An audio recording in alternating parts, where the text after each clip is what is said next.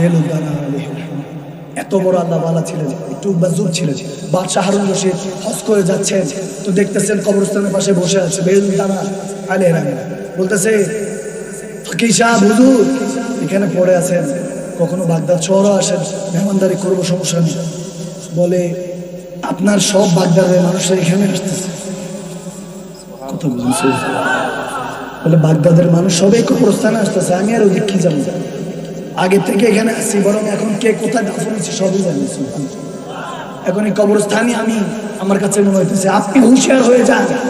বাদশাহ সাহেব আপনার মতো কত আসলো আর গেল, এখানেই আসবে। আমি যেখানে আছি কবরস্থানে পড়ে আছি, আপনি বলতেছেন কোথায় পড়ে আছি? বাগদাদে যাবো। হ্যাঁ এখানেই আছি, যেখান থেকে আমার আসল সফর শুরু হবে, ঠিক না? তো এক নাস্তিক এসে হযরত দেলুদ্দানার কাছে বলতেছে আল্লাহ আছে সত্যি, মানে ওই যে হিন্দুস্তানে যেটা চলতেছে রিসেন্ট, গড ডাজ এক্সিস্ট, আল্লাহ কি আছে, প্রভু কি আছেন, ক্রিয়েটর কি আছে? তো দেলুদ্দানা বলছে আচ্ছা। বলে আমার 3টা সওয়াল, যদি উত্তর দিতে পারেন আমি কালমা পড়ে মুসলমান হব। নাস্তিক ছিল, অ্যাথিস্ট ছিল। বলে আচ্ছা ঠিক আছে, বলো কি প্রশ্ন কি? বলে আল্লাহ যে আছেন এটার প্রমাণ কি? কই তিনি যে আছেন মেহসুস করি না, ধরা যায় না, ছোঁয়া যায় না, তো কেমনে মানে দেখি না কিছু। তো তিনি বলছে আচ্ছা তারপর? বলে দ্বিতীয়ত মানুষ তো ইচ্ছা করে গুনাহ করে না, শয়তান করে, তাহলে শাস্তি শয়তানের হওয়া উচিত, মানুষের কেন? কোথায় যুক্তি আছে কি? আছে কি নাকি? তৃতীয় প্রশ্ন, বলে তৃতীয় প্রশ্ন হলো শয়তান তো আগুনের, যদি সে গুনাহ করে থাকে, সেও জিন জাতি হয় আগুনের তৈরি, তো জাহান্নাম আগুনের, সেও আগুনের, আগুনকে কিভাবে শাস্তি দিবে? ঠিক না? কথার মধ্যে লজিক আছে কি নেই? আছে, যুক্তি আছে। বলে আমাকে প্রশ্ন উত্তর দেন। এখন দেলুদ্দানা আল্লাহ ওয়ালা সুফি বলে আচ্ছা, বলে দেখছেন চিন্তায় পড়ে গেছেন, মানে আপনি পারবেন না, আপনি নজরুলে পড়বেন না, চিন্তায় ফেরা দিছে, চিন্তায় পড়ে গেলেন। ফকির সাহেব, দরবেশ সাহেব, কি দরবেশ হবেন আপনি? তখন তিনি বলতেছেন উত্তর দেওয়ার আগে একটা মাটির চাকা ছিল, ইট না মাটির চাকা ছিল। ওই মাটির চাকা দেখবেন শক্ত হয়ে গেলে, রোদে পুড়ে শক্ত হয়ে গেলে একটু শক্ত হয়ে যায়, মাটির চাকা যেন সোজা মাথায়। এখন দেলুদ্দানা একটু আল্লাহওয়ালা, একটু মজবুত ছিলেন, ফকির ছিলেন, তবে কারো কোনো ক্ষতি করতেন না, নিজের মধ্যে নিজে মাস্ত থাকতেন। সাওয়ালিন কপালে যখন কাওয়ালি মারল, অর্থাৎ প্রশ্ন যখন ওই ছোট ওই মাটির দানাটা ব্যথা পড়লো, রাগ করছে, আমি বাদশাহ হারুন রশিদের কাছে নিচে দিচ্ছি, কারণ আপনার সুফিগিরি করতেছি গেছে, ইয়া বাদশাহ আমি কি বিচার পাবো? বলে কি বিচার, কি সমস্যা? ওই যে আপনারা সবাই যারা মহব্বত করেন, সম্মান করেন, গেছিলাম 3টা প্রশ্ন নিয়ে, আমার ডাইরেক্ট ইট মেরা দিছে, মাটির চাকা মেরে দিছে, ব্যথা বেশি আছে। বলে কোন? বলে এই যে এটা ভিতর ব্যথা বেশি আছে, আমার ভিতরে অনেক কষ্ট করে জানি আছে। উত্তর না দিতে পারলে বলতো যে আমি জানি না, ঠিক জানি না। আর এটাই হলো আমাদের নিয়ম, যে জানি না বললে কোনো সমস্যা নেই, যে বলে জানি না, আমার হুজুর বলে আসলে সে সবই জানি, এটা হলো অন্য বিষয়। বলে জানি না, তখন দেলুদ্দানা হাজরতে দেলুদ্দানাকে দেখো, আসেন হুজুর আসেন, কেন আপনি এটা করছেন? বলে হাত করেছি। বলে কেন করেছেন? বলে তার 3 প্রশ্নের এক উত্তর দিচ্ছি। 3 প্রশ্নের এক উত্তর। বলে কিভাবে? তার প্রশ্ন কি ছিল? প্রথমটা ছিল আল্লাহ আছে, মেহসুস হয় না কেন, অনুভব হয় না কেন? তো সেই প্রশ্ন যখন এটা করেছে, আমিও ওই মাটির চাকাটা মেরেছি। তো তাকে বলেন যে সে যে ব্যথা পাইছে, কই ব্যথা পাইছে? বলে এই যে দিকে। বলে এদিকে যে ব্যথা পাইছে, এখানে কই কোনো দাগ টাকটা নাই? বলে এটা তো অনেকক্ষণ হয়েছে, এখন এটা মুছে গেছে, কষ্ট আমার মনের মধ্যে, দিলের মধ্যে, যখন আমার দিলে। বলে কই দিলটা দেখা, আরো জোরে পড়ুন না সুবহানাল্লাহ। শেষ। বলে এখন ওই তো অ্যাথিস্ট যে, সে তো বলতে পারি বড় হুঁশিয়ার ফকির, দরবেশ সাহেব তো অনেক বড় হুঁশিয়ার। হ্যাঁ, মুমিন একটু হুঁশিয়ার হয়, ঠিক কিনা? বুঝায় না কাউরে, কিন্তু হয়, তারা জানে কিভাবে পাপ থেকে বাঁচতে হয়, ঠিক কিনা? কারণ পাপ কখনো বাপকে ছাড়ে। বলে দ্বিতীয়টা বলেন, জিজ্ঞেস করে কি বলেছে? বলে কি? বলে পাপ তো শয়তান করায় মানুষকে, তাহলে মানুষের কেন শাস্তি হবে? শয়তানের হওয়া উচিত, ইবলিসের হওয়া উচিত। তো বলতেছে হ্যাঁ, তো আমি তো তারে যে মারছি, তার দ্বিতীয় প্রশ্ন অনুযায়ী আমি যে তারে মারছি, আমি মারি তো শয়তান মারছি, তা আমার কেন বিচার হবে? আওয়াজ মারেন আরো জোরে। টিট ফর ট্যাট, এটা হলো যেমন প্রশ্ন তেমন উত্তর, যেমন কর্ম তেমন ফল, ঠিক না? তারপরে এই তেষ্টার তো ইমান আস্তে আস্তে মজবুত হয়ে গেল। বাপরে বাপ, 3 প্রশ্নের এক উত্তর দিতে আছে, তার মানে ইসলামী তো আসল ধর্ম, ঠিক না? তারপরে থার্ড ওয়ান, লাস্ট ওয়ান, বলে শয়তান আগুনের, জিন জাতির আগুন তৈরি, জিন জাতির আগুনের তৈরি। তো আগুন কিভাবে আগুনকে জ্বালাবে, জাহান্নাম কিভাবে শয়তানকে জ্বালাবে? বলে আমি যে তাকে মারছি এটা একটা মাটির চাকা ছিল। বলেন বান্দা আপনি কিসের তৈরি? বলে মাটি। তাহলে মাটি মাটিকে কিভাবে কষ্ট দিল? সুবহানাল্লাহ, সুবহানাল্লাহ, আরো জোরে সুবহানাল্লাহ বলে। সে সাদাতে এখানে তওবা করে দেলু তার কাছে কলমা পড়ে মুসলমান হয়ে গেল। সুবহানাল্লাহ, এটা হলো হিকমা, আল্লাহ ওয়ালাদের হিকমা। ওয়াকুনু মা'আস সাদিকিন, আমি আয়াত কারিমা নিয়েছি, আল্লাহু ওয়া রাসূলুহু উলিল আমরি মিনকুম। হ্যাঁ, আপনি যখন আল্লাহ ওয়ালার কাছে যাবেন তখনই সেই আপনাকে সেই বুজুর্গানে দিন আপনাকে আল্লাহ রাসূলের প্রকৃত ইতাআত শেখাবে। টিচার ছাড়া কখনো স্টুডেন্ট হয় না, স্টুডেন্ট ছাড়া কখনো টিচারকে পাওয়া যায় না। আপনি যদি শেখে তরিকতের কাছে যান তখনই তিনি আপনাকে আল্লাহ রাসূলের ঠিকানা দিবেন। দুনিয়াদারির জন্য আল্লাহ ওয়ালাদের কাছে যাইয়েন না, ঠিক কিনা? বাগদাদে এক যুবক বসে আছে, দিনের দিন খায়। এক হুজুর গেছে, ওনার কিছু ঘরের কাজ দরকার, যে শ্রমিক টমিক ভাড়া নেয় না, ভাড়া নেয় না শ্রমিকের জন্য। এখন দেখতেছে অনেক আছে, চেহারা নুরানি নামাজি এক যুবককে দেখলো, বলতেছে যুবক আমার সাথে যাবা, ঘরে কিছু কাজ আছে করবা? বলে হ্যাঁ হুজুর করবো, তবে আমার শর্ত আছে। বলে তুমি তো এমনি হ্যাংলা পাতলা ছোট মানুষ, তোমার আবার শর্ত আছে? বলে হ্যাঁ হুজুর আছে।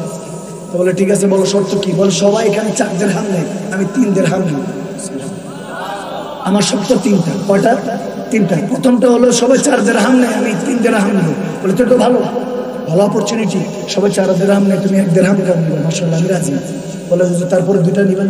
2টা শুনবেন না? বলে তোমার শর্ত আমি রাজি আছি। বলো শুনেন হুজুর, দ্বিতীয়ত আমি আপনার কাজ করবো, A to Z কাজ করবো, কিন্তু যখন হাইয়া আলাস সালাহ হাইয়া আলাল ফালাহ বলে মুয়াজ্জিন আযান দিবে, তখন আর আমি আপনার কর্মী নয়, আপনার জন্য কোনো খাদেম নয়, আমি তখন একজনের বান্দা। তিনি কে? দেওয়া যাবে না, তিনি কে? নামাজের ওয়াক্ত। থার্ড ওয়ান, বলে তৃতীয় প্রশ্ন কি? বলে তৃতীয় প্রশ্ন হলো আমার কোনো কাজের মধ্যে, আমার কোনো কিছুর মধ্যে আপনার প্রশ্ন করতে পারেন না। সুবহানাল্লাহ, আমার কোনো কাজে। বলে আচ্ছা ঠিক আছে, তোমার সাথে প্রশ্ন করে কি করবো? তুমি আমার সব কাজ করলি? বলে জি জি। গেছে, কাজ করছে, হুজুরের সাহেব যাদব দেখতেছে, হ্যাঁ যুবকটা কাজ করতেছে, দেখেন যুবক আপনার উদ্দেশ্যে time and tide wait for none, সময় স্রোত কারোর জন্য অপেক্ষা করে না। আমিও যুবক, আপনিও যুবক, থাকার জন্য আসেনি, চলে যাওয়ার জন্য এসেছি। This the truth. সবচেয়ে বড় সত্য হলো মৃত্যু, দ্য টেস্ট অফ ডেথ, যেটা কখনো কাউকে তোয়াজ করে চলে না। যেদিন আপনার সামনে মালাকুল মউত এসে দাঁড়াবে, কসম করে বলছি ওদিন কামলিওয়ালা নবী ছাড়া আর আপনাকে বাঁচানো কেউ নেই, ঠিক না?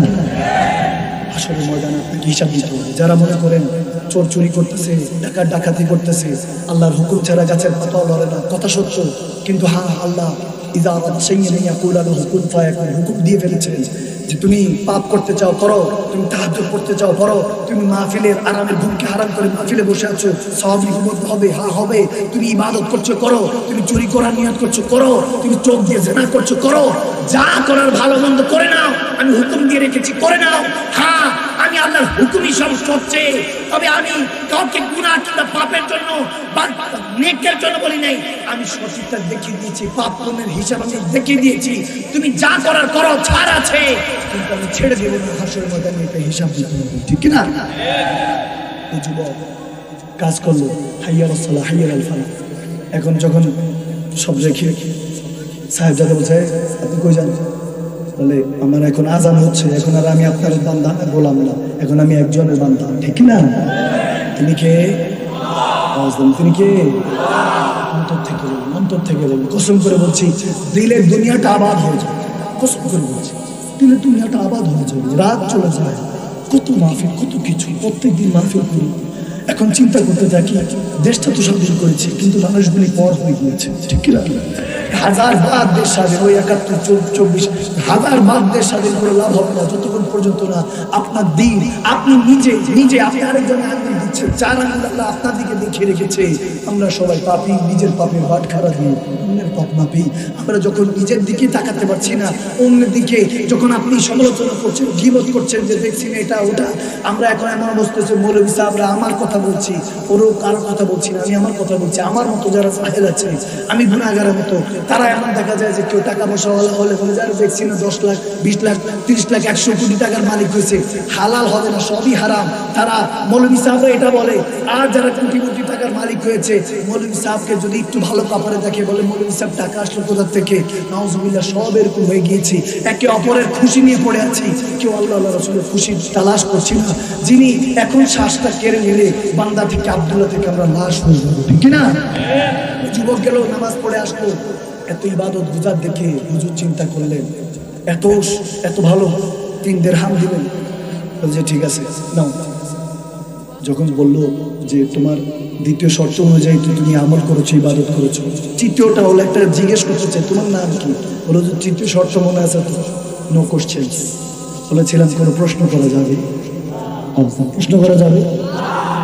তৃতীয় শর্তে আমাকে থাকতে হবে, কিছু জিজ্ঞেস করি না, মনে করবেন তার থেকে এসেছি, তাহার দিকে চলে যাবো। সুবহানাল্লাহ। किसी ने कहा कि इश्क एक तमाशा है, ढंग है। हमने कहा मैं दुआ करता हूँ कि तुझे कभी किसी से इश्क हो जाए। मैं खुदा से दुआ करता हूँ तुझे कभी किसी से इश्क हो, फिर कोई तुझसे उसे जुदा कर, कि खुदा करे कि तुझे इश्क हो, फिर कोई जुदा करे, फिर उसी का नाम तू तस्बीहों में पढ़ा करे, लैला की तरह मजनू की तरह तू गलियों में घुमा करे फिरा करे, फिर उसी का नाम जपा करे, उसी का नाम जपा करे, तलाशे हम सफर में हम कहाँ निकले, बताते बताते तू जपा करे, फिर हम कहे कि इश्क एक तमाशा है, ढंग है, और तू नहीं कहा करे। सुभान अल्लाह। तो বলতে থাক যে ইশক মোহাব্বত এগুলো কি কোনো কাজের না? আমি দোয়া করি কোন আল্লাহওয়ালার সাথে তোমার প্রেম হোক, তখন বুঝবা তোমার ভালোবাসা কি জিনিস, ভালোবাসা প্রকৃত কি জিনিস, তখন তুমি বুঝবা। আরে তুমি ওই আল্লাহর ভালোবাসার কথা বলছো যিনি 70টা মার থেকে বেশি বান্দা তোমাকে বেশি ভালোবাসে। তুমি রসুল আরবির ভালোবাসা কি বুঝবা? আমার নবী বলতেছেন রাহমাতুল আলামিন শাফিউল মুজনবিন, এত বড় দরবার, যে নবীর দরবারে যেতে হবে আল্লাহুম্মা সাল্লি আলা সাইয়্যিদিনা মুহাম্মদ, দুরূদ শরীফের হিসাব আল্লাহ শিখাচ্ছেন যে তুই পাঠাস না, আল্লাহুম্মা আমি পাঠাই। বান্দা বলে যে আল্লাহ তুমি পাঠাও তোমার হাবিবের উপর দুরূদ। যেই বান্দা আল্লাহকে নিয়ে এত আলিশান দরবারে যায়, সেই দরবারকে মদিনাতুল মুনাওয়ারা আমার হুজুরে পাকের দরবার বলা হয়। আর সেই নবী যার সামনে ঝুঁকে গিয়েছে, এবার বুঝেন সেই রব কত বড় মালিক। সুবহানাল্লাহ। সেই নবী, সেই রাসূল আপনাকে আমাকে বলতেছে 70টা মায়ের ভালোবাসা থেকে বান্দাকে আল্লাহ বেশি ভালোবাসে। আপনি একটা মা, আপনার নিজের মার মতো করে আল্লাহকে কখনো ভালোবেসে দেখেন নাই, তাহলে কি বুঝবেন আপনি প্রেম ভালোবাসা কি বুঝবেন? আজ একা একা কাঁদেন, ডিপ্রেশন টেনশন থাকেন যে কেউ আমাকে বুঝে না, বুঝবে কিভাবে? মন একটা, আপনি 1000 জনকে মানাতে নেমেছেন, 1000 কোটির নাম কামাতে নেমেছেন। আজকে ওয়াজ খেতাবাত এখন শুধু মাদানী সাহেব, ওয়াইসি সাহেব, কাদি সাহেবদেরকে শুননেওয়ালা, কোন রকম জক নেই, কোন রকম রাত পাক করতে পারলে বাঁচি, তবরক দিয়ে ঘুমাতে পারলে বাঁচি। মাশাআল্লাহ, কিছু ছাড়া বেশিরভাগ দেখা যায় যে হুজুর একটু আবার জজবা তুলে যাতে মারহাবা আসে, নারা আসে, কেউ কোনো খৌফ নেই যে আগামীকালকে একটা জানাজা হয়ে যেতে পারে। আজকের দিনে এই তওবাতুন নাসুহা, আপনি সোশ্যাল মিডিয়া সার্চ দেন, হাসির ওয়াজ দেখলে নাউজুবিল্লাহ চলে আসবে। জামানা কোথায় গিয়ে চলেছে যে আমাদের এখন হাসির ওয়াজ নাউজুবিল্লাহ এন্টারটেইনমেন্ট বিনোদন বানিয়ে ফেলেছে। আমার হুজুরে পাকের দিন, যে দিনের জন্য আমার নবী রাব্বি হাব্বি উম্মতি বলে যে উম্মতের জন্য কাঁদে, আর উহুদের ময়দানে দাঁতাল মোবারক যে নবী শহীদ করেছে, ওই দিন রব কিয়ামত করে দিতেন। ভাইয়েরা আমার, বাবারা আমার, আপনারা সকল মুমিন মুসলমানকে বলছি, শুধু ওই দিন আমার আল্লাহ সেজদার মধ্যে পড়ে যখন বলছে আল্লাহ উম্মত গুনাহগার নাদান বুঝে না, তোমাকে দেখলে কখনো এরকম করতো না, তুমি ক্ষমা করে দাও। রক্ত হেলমেট জর্জরিত হয়েছে, পাসিনা মোবারক থেকে রক্ত মোবারক পড়েছে, আমার নবী হেলমেট ভেঙেছে, রক্ত পড়েছে আমাদের জন্য। বান্দারা, ওই বান্দা ইমামে হযরতে জালালউদ্দিন সুয়ুতী আলাইহিস বলেন খাতুনে জান্নাত ফাতিমাতুজ জাহরাকে নিয়ে আসা হয়েছে। সবাই বলেছে, আবু বকর বলেছে ইয়া রাসূলুল্লাহ মাথা উঠান, ইয়া আকা মাথা উঠান। আমি আবু বকর সব ইবাদত পুরো উম্মতের নামে লিখে দিলাম, মাথা উঠান। উহুদের ময়দানে ওদিন সবাই কান্না করছে, রক্ত পড়ছে, হযরত ওমর কাঁদছে। শেরখুদা আলীর কাছে গেল, শেরখুদা আলী বললে আমাদের কথা বলে কোনো কাজ হবে না, সাইয়্যিদায়ে কায়নাত খাতুনে জান্নাত ফাতিমাতুজ জাহরা আমার নবীর কলিজার টুকরা, তেনাকে নিয়ে যেতে হবে। খাতুনে জান্নাতকে নিয়ে আসলেন, ছোট ছোট হাসান হোসেন ইমাম হাসান হোসেনকে নিয়ে আসলেন। যখন মাথা উঠাচ্ছে না, খাতুনে জান্নাত হাসান হোসেনের দিকে তাকিয়ে বলেছে, ইবনে মাজার মতো হাদিস আছে, বলে ইয়া রাসূলুল্লাহ, ইয়া হাবিবাল্লাহ, আপনার উম্মতের জন্য আমার হাসান হোসেনকে কুরবান করে দিয়েছি, মাথা উঠান।